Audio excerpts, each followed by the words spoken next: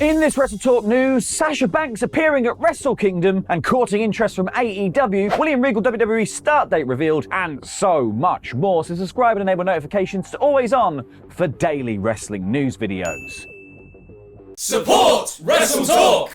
It's Friday, you know what that means. Probably something about Punk leaving AEW and going to WWE. You what? It's not.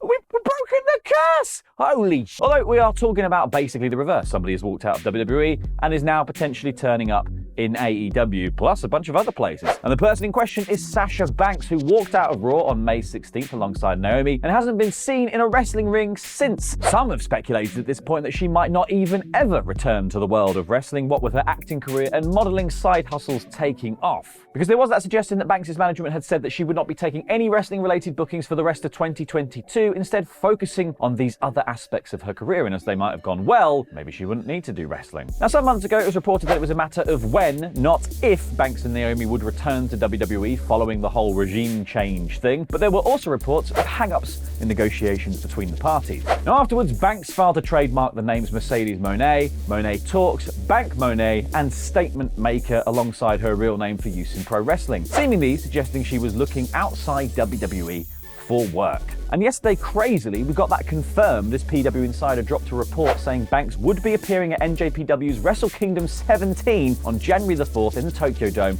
not as a fan, and not as a spectator, but NJPW were bringing her to the event, likely to wrestle. And on top of that, Fightful Select noted that Banks appearing for NJPW has opened up a lot of other scenarios, namely her working with AEW, which many in that company are reportedly excited about the possibility of, saying that she could be an anchor talent to cement the women's division. An anonymous AEW source told Fightful that Banks could be the answer to the company's TV ratings dilemma. One AEW source quickly agreed they thought that having Sasha Banks on their show weekly is another anchor for their women's division, something that could kickstart interest in it and feel would significantly help viewership. What do you reckon? Where will Sasha Banks end up next? Let us know in the comments down below. Now, following up on yesterday's story regarding William Regal leaving AEW for WWE but being unable to appear on the TV product for the foreseeable future as a reported condition of his release, there have now been a few more updates. One is that Willie Reegs posted to his Twitter bidding farewell to the Blackpool Combat Club with his favourite song by his favourite band, Far Far Away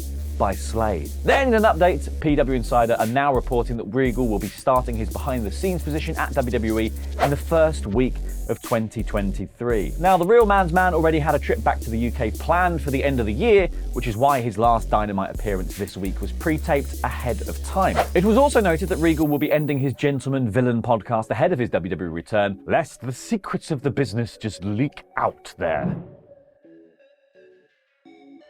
Before we crack on with the rest of the episode, we just need to thank Ryan Disco Stew and Aaron Hanrahan for their support on Patreon. Oh, no, I thought we'd dodged it. As we all know, rumours have been constantly rife surrounding the future of two-time AEW World Champion CM Punk. Heck, even the man himself has been getting in on the fun, dropping potential cryptic clues such as yesterday's bizarre WWE-era throwback picture of him during his WWE days, although he may have just been giving his boy Luke Festus Gallows a kind of weird shout-out with that one. So, with news outlets hoovering up every last breadcrumb Phil is dropping, the question is whether those within the company that he is rumoured to be potentially heading to, WWE, are as excited as we are. Well, according to current NXT star Apollo Crews, no. Not really. Speaking with Nick Houseman of Wrestling Inc., Crews responded to a question on a Punk return by stating his feelings of indifference to the whole idea. It's not that I wouldn't be happy or I wouldn't be upset. I don't know if I'd really feel any kind of way, honestly. There's nothing against him personally or anything, but I don't know. I think I'd just kind of be neutral with it. But again, extremely talented individual, and only time will tell, right? I mean, it sounds like Crews is about as fatigued as we all are with the whole situation. Come on, Punk. Pick one. Moving on to a potentially upset current WWE talent now, and Smackdown Sonya Deville is seemingly not best pleased with the way she has been utilised, or rather, underutilized lately. Because Deville posted a short and to-the-point message on her Twitter to WWE's creative stating, "I want to wrestle." And despite being quite a prominent figure on WWE TV during her time as an authority figure alongside Adam Pearce for much of 2021, ever since being booted from the role, she has not had nearly as much screen time. And Deville's last appearance on TV came on November 11th edition of Smackdown, where she was used to make up one of the numbers in a #1 contender Smackdown Women's Championship Battle Royal. Prior to that, she had a short-lived feud with Liv Morgan. Then you see, short-lived. As well as making a seemingly promising move to NXT to assist Mandy Rose in a match with Alba Fire. However, unfortunately, nothing really came of that aside from a singles match with Fire, and it all seems it's just a bit random in retrospect. I mean, hopefully Sonya's cry for more graps gets heard and we see her in a more prominent spot soon. Sticking with the absentee WWE stars, and there has been an update on the statuses of two of WWE's biggest names from Raw and SmackDown, that being Matt Riddle and Drew McIntyre. First off, Riddle, who was the victim of a vicious attack from Solo Sikoa on Raw, with the original bro being carted off on a stretcher. Now, a move such as this is usually done to write somebody off for a bit, and it appears that this is in fact the case, as PW Insider has reported that Riddle has now been pulled from this weekend's live events. It's currently unclear why this is the case, as it has not been reported that Riddle is legit injured or anything, so we'll have to wait and see for more details on his status going forward. Now, as for Drew, it looks like he is dealing with a currently unknown injury of sorts, as also, according to PW Insider, he will no longer be appearing at tonight's SmackDown or the weekend's live events. Now, according to this report and Dave Meltzer, which we did talk about the other day, McIntyre's absence is said to be legit and due to being medically disqualified from competing, but he's only expected to be out for a couple of weeks. Now, it's a massive shame, really, given that he was set to team with Sheamus for a tag team title match against the Usos. However, Butch will now reportedly take McIntyre's place in the match. Give me more Butch. I like Butch. Call him Pete Dunne, please. We at WrestleTalk would like to wish both Drew and Riddle the best and hope to see them return soon.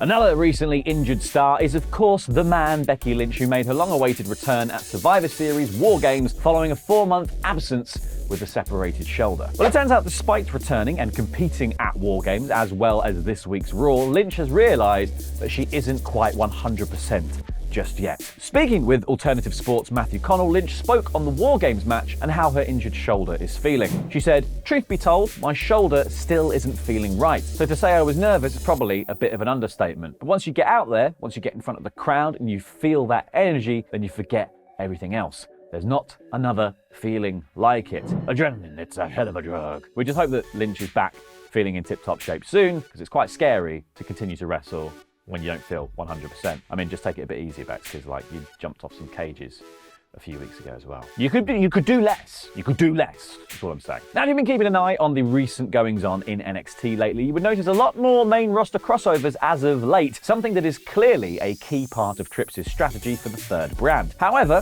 one recent set of appearances has certainly been catching the eye more than usual, and that is of the New Day's Kofi Kingston and Xavier Woods. Now, the 11-time former tag team champions made a bit of a splash by challenging the current NXT champs Pretty Deadly to a match for the titles at tomorrow night's NXT Deadline event in an attempt to become only the second Triple Crown tag champs in WWE history. Now, while it has been cool to see Woods and Kingston mix it up on Tuesdays and get a nice change of scenery, I think many would assume that this is just a short-time deal, right? Well, perhaps not necessarily. That is if NXT boss Shawn Michaels gets his way anyway, because speaking at the NXT Deadline media call, Michaels spoke of the New Day's time in NXT thus far and their future on the brand.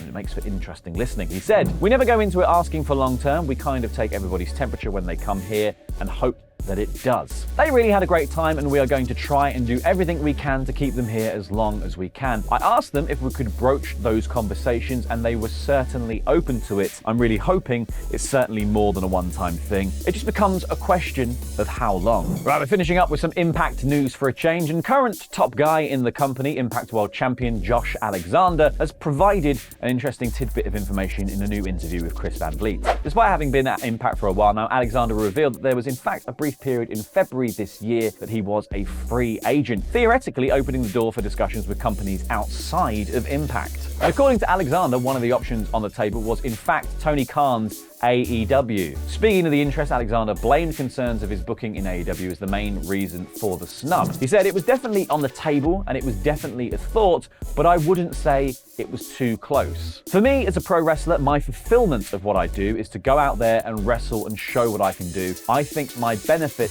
is bell to bell. That is where I will gain notoriety. That is where I will show my worth in the pro wrestling scene. And at the time, watching AEW, it didn't look like a lot of people were getting opportunity to do that stuff outside of like the top 20 people that were on the roster. You'd see people shuffle in and out and shuffle in and out. They would get their runs for a few weeks and they go back to shorter matches on AEW Dark. That's a very fair criticism and one we've all made. Alexander's criticism of a bloated roster size and lack of opportunities have been a source of frustration for fans and talent alike, as stars such as Miro sort of just have vanished into thin air for months on end because there's no creative for him. So yeah, I mean, given the fact that he is the Impact champion, he probably made the right call there. As it's Friday and it's near Christmas, why don't you head over to PFK? We've got a little treat for you. We have a brand new episode of our brand new series, Survivor Series, up there right now for you to watch. The guys are trying to name every single WWE Raw Women's Champion in reverse order. See how they get on. Watch the episode, like it, subscribe, comment, send it to people that you know, do other stuff. Just watch it. I'd really appreciate it. Thanks. Happy Friday. Hello! Welcome back to our new hit show Survival Series. Thank you so much for all the support you've given the first episode of this show, where these fine folk all tried to name every WWE champion in reverse chronological order. No!